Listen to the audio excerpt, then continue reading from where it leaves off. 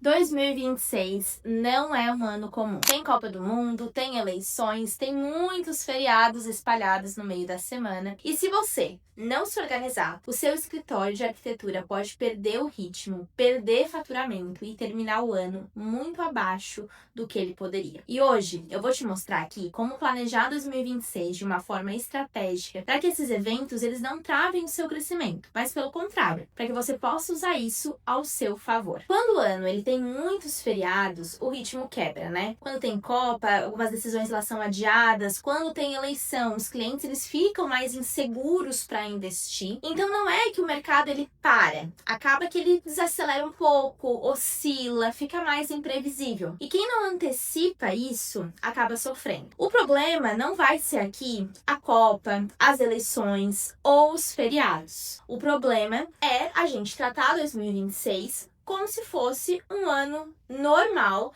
e não olhar para esses eventos que vão acontecer. O primeiro erro é não planejar um calendário com antecedência. O segundo erro é reagir só quando o movimento ali já caiu. E o terceiro é não preparar o caixa para meses mais instáveis. Então, se você planejar como se nada fosse acontecer, como se o ano fosse um ano normal, você vai ser pego de surpresa. Em um ano estável, esse improviso ele pode custar caro aí para o seu escritório. E aí, como que a gente vai fazer isso na prática? O nosso primeiro movimento vai ser mapear o ano inteiro. Então, sentar realmente e levantar todos os feriados nacionais, regionais que vão cair aí em dias de semana. Marcar os períodos da Copa que realmente vão impactar o seu público e também marcar os meses de maior tensão eleitoral. Depois disso, a gente vai dividir o ano em 3 tipos de meses. O mês de aceleração, os meses de estabilidade e os meses de cautela. Por quê? A gente não pode tratar outubro da mesma forma que a gente vai tratar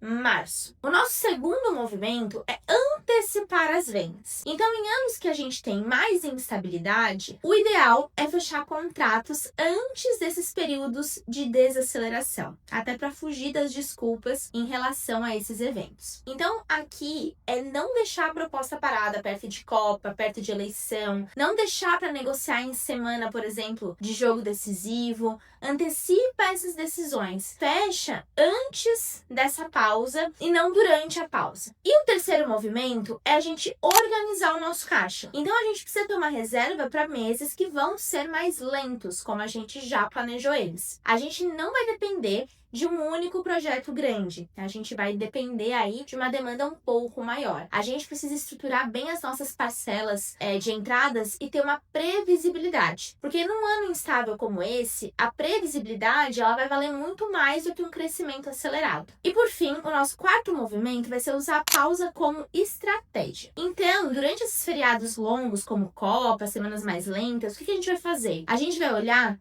internamente para o escritório, organizar processos internos, melhorar, revisar a precificação, atualizar o portfólio, ajustar a proposta, reestruturar o marketing, tirar algum plano do papel. Então, enquanto os outros estão parando totalmente, a gente vai usar esse silêncio para se organizar. O nosso quinto movimento vai ser alinhar as expectativas. Então, a gente precisa comunicar essas pausas com antecedência, ajustar esses cronogramas também de forma realista, principalmente com os nossos clientes, negociar prazos antes da gente se comprometer. Então, o planejamento, ele não vai ser só interno, ele vai ser também com o cliente e com a nossa equipe. E o que acontece se você não fizer nada disso? Os projetos vão atrasar, a equipe vai perder o seu ritmo, vai ficar mais cansada, o caixa vai apertar, você vai entrar em desespero e no modo sobrevivência lá no segundo semestre. 2026, ele pode ser o ano em que você organiza o seu escritório ou o ano que você passa apagando incêndio. A diferença aqui é em como você vai agir conforme todas essas intercorrências no ano. E não se engane em achar que 2026 ele é um problema. Não é um problema. Ele é só um ano que vai exigir um pouco mais de inteligência estratégica. Então, quem cresce em um ano estável, cresce muito quando o mercado estabiliza. E se você que ajuda para organizar seu escritório de uma forma estratégica para 2026, fala com a gente pelo link da bio. A gente vai analisar a sua estrutura comercial e vai mostrar exatamente onde você precisa ajustar para transformar esse ano em um crescimento real.